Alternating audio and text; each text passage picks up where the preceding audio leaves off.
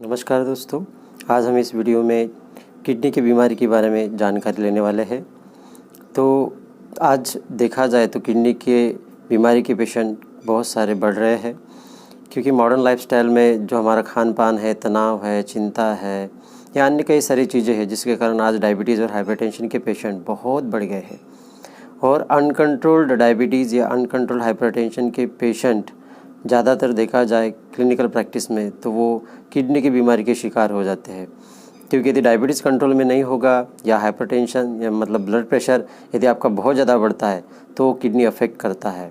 तो ऐसा देखा गया है क्लिनिकल प्रैक्टिस में कि जिनको भी डायबिटीज़ या हाइपरटेंशन है और उनका अनकंट्रोल है या वो दवाएं बराबर खाते नहीं, बीच में खुद होके ही बंद कर देते डॉक्टर के बिना सलाह के, तो ऐसे कई सारे लोगों में जिनका डायबिटीज़ या बीपी कंट्रोल में नहीं है, ऐसे पेशेंट किडनी फेलियर में चले जाते हैं, जिसके दो प्रकार है। एक है एक्यूट रीनल फेल्योर और दूसरा है क्रोनिक रीनल फेल्योर। तो एक्यूट रीनल फेल्योर में भी लगभग वही सिम्टम्स है, नौसिया, वोमिटिंग होना या पैरों में सूजन आना, उसके बाद भूख कम हो जाना, चिड़चिड़ होना, थकावट आना, खाने की इच्छा न होना तथा यूरिन का आउटपुट कम हो जाना। तो ऐसी चीज़ें हमें, ऐसे लक्षण हमें दिखाई देते हैं। और यूरिया क्रिएट बहुत ज़्यादा बढ़ जाता है और हीमोग्लोबिन भी कम हो जाता है। क्रोनिक में भी हमें वही लक्षण दिखते हैं। क्रोनिक जो 2-3 साल से चल रहा है, एक्यूट का ही फिर यदि इलाज बराबर हम नहीं करते हैं और हम पे अपना एलोपैथिक दवाएं जो डॉक्टर ने दी है, डायबिटीज़ की हो या फिर हाइपरटेंशन की हो, वो बराबर नहीं लेते हैं तो धीरे धीरे क्रोनिक किडनी डिसीज़ होता है। ऐसा भी दिखाया गया है कि बहुत सारे लोग खुद होके ही अपने मन से एलोपैथिक दवाएं खा लेते हैं। जैसे दांत में दर्द हुआ तो वो फार्मेसी में चले जाएंगे, खुद होके एलोपैथिक पेन किलर लेके खा लेंगे।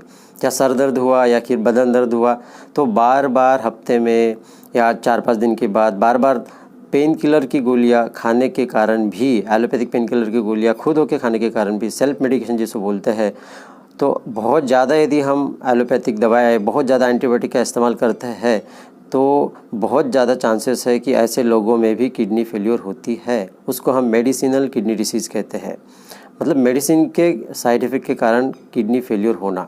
तो आजकल तो बहुत सारे पेशेंट ऐसे देख रहे हैं हम कि जो एलोपैथिक दवाएं खाते रहते हैं खुद होके, या फिर बहुत ज़्यादा उनकी तबीयत बार बार ख़राब होती है, जिसके कारण उनको हायर एंटीबॉडीज़ लेनी पड़ती है, स्टेरॉयड लेना पड़ता है या अन्य एलोपैथिक दवा का ज़्यादा सेवन करना पड़ता है।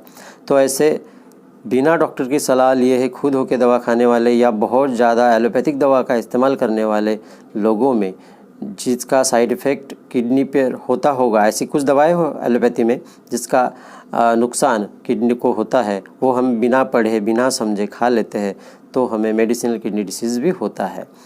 तो ऐसा क्या करें हम कि हमें या तो किडनी की बीमारी न हो।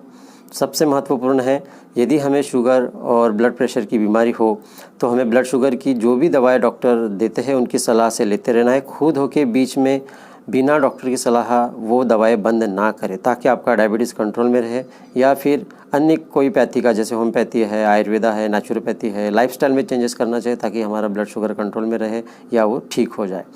दूसरा महत्वपूर्ण है, यदि हमें ब्लड प्रेशर भी है तो हमें ब्लड प्रेशर की भी गोलियां समय पर बराबर डॉक्टर की सलाह से लेना है, क्योंकि यदि ब्लड प्रेशर कंट्रोल में नहीं रहेगा तो वो भी हमें, हमारे किडनी को अफेक्ट करेगा और हमारी किडनियां ख़राब होने के चांसेस है। तो बिना डॉक्टर की सलाह लिए वो खुद होके बंद ना करें। कुछ पेशेंट हम देखते हैं, वो उनका बीपी बढ़ा भी रहता है, खुद होके दवा बंद कर लेते हैं, 1 महीना 2 महीना नहीं खा रहे हैं, तो किसी को ब्रेन स्ट्रोक हो जाता है, किसी को पैरालिसिस हो जाता है या किसी की किडनियाँ ख़राब हो जाती है। तो दोस्तों, ये बहुत ज़रूरी है कि हम बिना डॉक्टर की सलाह लिए हम ये जो ब्लड प्रेशर की या शुगर की गोलियां है हम बंद ना करें। डॉक्टर के, जो भी आपके डॉक्टर हैं उनकी सलाह लिए ही ये जो गोलियां है कम ज़्यादा कर सकते हैं। तो ये हमें ध्यान में रखना है। तीसरा महत्वपूर्ण है, यदि हम किडनी के बीमारी से ग्रसित है, यानी हमारी किडनियाँ, दोनों किडनियाँ कुछ प्रतिशत फेल हो चुकी है काम करना, उसका फंक्शनिंग, तो हम जो भी उसके डॉक्टर स्पेशलिस्ट हैं उनसे मिले।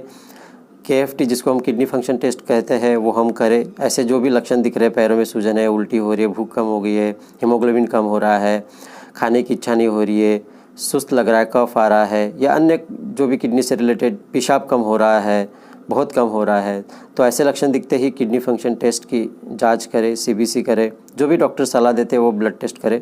और उसमें यदि यूरिया क्रिएट बढ़ता है तो होम्योपैथिक दवा आप ले सकते हैं। होम्योपैथिक दवा से काफ़ी हद तक के यूरिया क्रिएट कम होने में मदद होती है। डाइटिशियन की सलाह लें, क्योंकि डाइट का सबसे ज़्यादा महत्वपूर्ण रोल है किडनी फेलियर की बीमारी में, क्योंकि ये ऐसी बीमारी है कि इसमें यदि हम खान पान में ध्यान नहीं देंगे तो हमारा यूरिया क्रिएट फॉस्फोरस लेवल बढ़ जाएगा, जो हमारी किडनी के लिए बहुत डेंजरस है, बहुत हानिकारक है।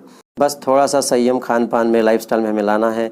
हमें बहुत ज़्यादा स्ट्रेस, टेंशन, चिंता या बहुत ज़्यादा आर्टिफिशियल चीज़ें, पैक्ड चीज़ें जैसे बाहर का खाना है, समोसा, कचौड़ी, मसालेदार चीज़ें, जंक फूड, ये हमें अवॉइड करना है। किडनी की बीमारी में ये हमें नहीं खाना है। सादा खान पान लेना है, डॉक्टर की सलाह से लेना है। तो ये सभी चीज़ें ध्यान में रखें। ये सभी चीज़ें हम ध्यान में रखते हैं और डायबिटीज़, ब्लड प्रेशर या अन्य जो भी चीज़ें हैं, दवाएं हैं, वो हम डॉक्टर की सलाह से लेते हैं। और हर हफ्ते में, 15 दिन में, महीने में जो भी डॉक्टर बोलते हैं उस हिसाब से जांच करवाते हैं, क्योंकि इसमें जांच करना भी बहुत ज़रूरी है, क्योंकि हीमोग्लोबिन बहुत कम हो जाता है, जिसके कारण थकावट बहुत आती है। तो हमारा हीमोग्लोबिन भी नॉर्मल रहे तथा यूरिया क्रिएट भी न बढ़े, इसके लिए हम क्या क्या प्रिकॉशन ले सकते हैं, क्या क्या खान पान में ध्यान रख सकते हैं, और डॉक्टर से बात करके आप उस प्रकार का लाइफस्टाइल जिए, तो आप इस बीमारी से काफ़ी हद तक के राहत पा सकते हैं और आपका जीवन सही ढंग से आप जी सकते हैं। अगले एपिसोड में हम फिर से किडनी बीमारी में बहुत डिटेल से बात करेंगे और उसका इलाज होम्योपैथी में क्या क्या है, क्या क्या दवाएं हैं, किस प्रकार से हम यूरिया क्रिएट कम कर सकते हैं। खान पान में और अन्य कई चीज़ें हैं जिसका हमें ध्यान रखना है। सब्जी बनाने से लेकर डाइट, खान पान में क्या लेना चाहिए, होम्योपैथिक दवाएं हम क्या क्या दे सकते हैं, क्या होम्योपैथी में इसका इलाज हो सकता है, क्या कौन सी स्टेज में होम्योपैथिक दवाएं बहुत अच्छा काम करती है, इसके बारे में हम अगले वीडियो में बात करेंगे। तब तक के लिए धन्यवाद, नमस्कार।